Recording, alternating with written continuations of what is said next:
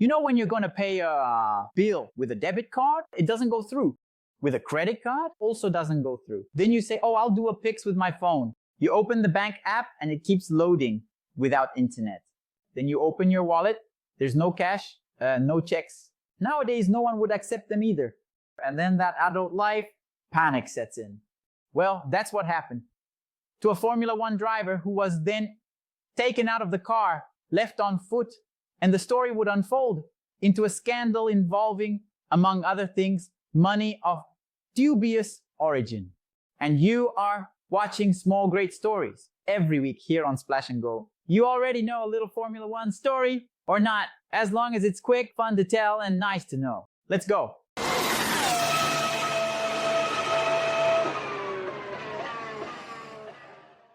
Do you remember Patrick 𝘾𝙤𝙥𝙮𝙧?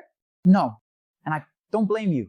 He's just another forgettable one I mentioned in yesterday's video.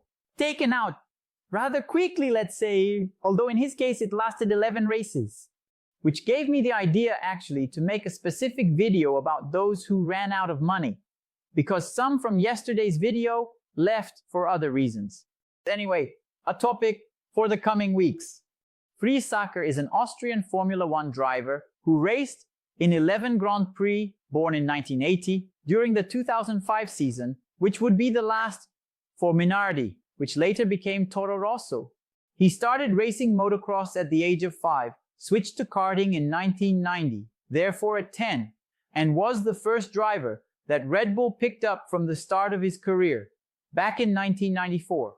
He raced in the French Formula 3, 𝘾𝙤𝙤𝙤, an entry-level division, then the German Formula 3, where he won 2 races in the 2000 championship. In 2001, he moved to Formula 3000, the predecessor of Formula 2, actually the predecessor of GP2, now Formula 2. He raced there in 2001 and 2002. In 2002, he won a race at the Hungary round and impressed the Minardi team. He impressed them enough for them to say to him, look, if you pay, you can race. But before that, in 2004, he was dropped from the Red Bull program and had to manage his own career, going to race in Japan in Formula Nippon. He had then lost all support and would desperately need money if he really wanted to reach Formula One. And he had an open door there. As long as he paid, at that time Minardi was living its last breaths. What? With Giancarlo having already stepped away from management and leaving it in the hands of Paul Stoddart, who kept the name of the charming team based in Faenza and was running it as an aviation businessman until a buyer appeared. And one did appear. By then, Minardi was far from being a team that occasionally risked scoring points and so on. It was constantly borrowing money from Bernie Ecclestone and basically filled the 2 cars with the biggest check that came along. It was during this time, in fact, that Paul Stoddart created a model that helped pay the bills for Formula One cars with 2 or 3 seats to take wealthy tourists. I've already talked about this issue in this video here, in an accident involving Fernando Alonso and Nigel Mansell. It's worth watching. But then 𝘾𝙤𝙥𝙮 got the money. From whom, you might ask? From a provincial governor in Austria, who deposited the money and asked for nothing in return. No sticker on the car, and told 𝘾𝙤𝙥𝙮, go race! The money apparently was part of a deal involving Russian businessmen who paid a bribe for Austrian citizenship. Keep watching. In November 2004 then, Minardi decided to test 𝘾𝙤𝙥𝙮 to see if he could secure the spot for 2005. But then, he, as a small team needing money, someone else showed up, offering more. Nicolas Chiesa, another forgettable name in history. Chiesa had more money, at least in theory, because the sponsorship didn't end up in Minardi's account. So, on the eve of the 2005 championship, Patrick 𝘾𝙤𝙥𝙮 received confirmation from Paul Stoddart. You're the main driver.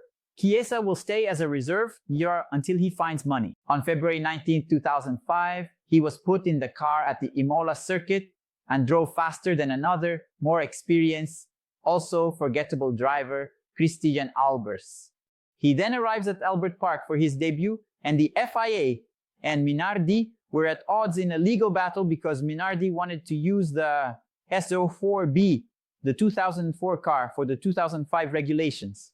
As a result, the team missed both free practice sessions on Friday and only managed to get their drivers on the track on Saturday, when they obtained an injunction from the court of the province of Victoria, where the city of Melbourne is located. Albers goes to the track, completes 18 laps on the wet track, spins several times, and ends up 4 seconds behind his teammate. And this would be the tone of the season. Always results far below expectations. He finished 17th in Australia, retired in Malaysia, and was 12th in Bahrain. Then he retires in San Marino, the debut of the PS05, which would become Minardi's last car, and retires again in Barcelona. He retires in Monaco, finishes 18th in the European Grand Prix, and retires in Canada. He then manages a 6th place, the last points in Minardi's history, retires in France, Magny-Cours, and finishes 19th at Silverstone. And then he doesn't show up for the next race in Hockenheim. The reason? A bounce check. Yes, exactly. Remember, we're in 2005. At that time, many people still paid by check. The fact is that one of the payments of dubious origin was made by check. Albers took the check, it's not clear from whom, and handed it to Paul Stoddart. Paul Stoddart deposited it in the bank, and the check bounced. It bounced, it came back.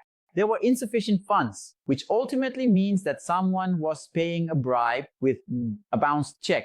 And then, in the ethics of criminals, I don't know, maybe someone might wake up with a mouthful of ants in these stories, but the topic is Formula One. 𝘾𝙤𝙥𝙮𝙧 would then have his career ended there, and a Red Bull driver, Robert Doornbos, would take over the car until the end of the season.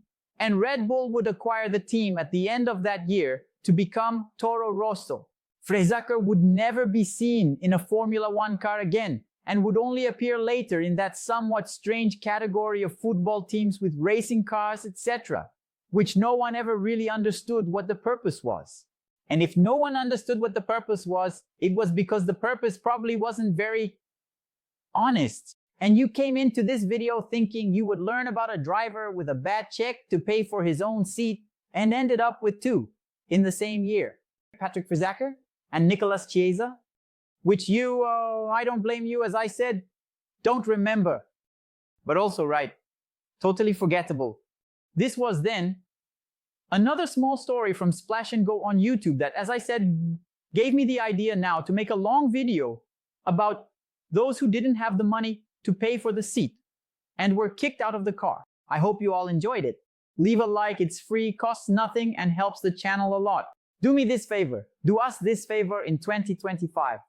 And I ask you, in exchange for this content, for all the 880 we publish per year, to leave a like, to leave a comment, to leave your hype. Which city are you watching us from? Just leave an emoji in the comment box and that's enough. The algorithm loves this kind of thing and then continues distributing our content across the internet. Alright? To not miss anything, we have notification channels, Telegram, WhatsApp, and Instagram. Links are down here in the description, where you can also find links to our social media. The handles are showing up here, right? So that's it, thanks. And a big hug.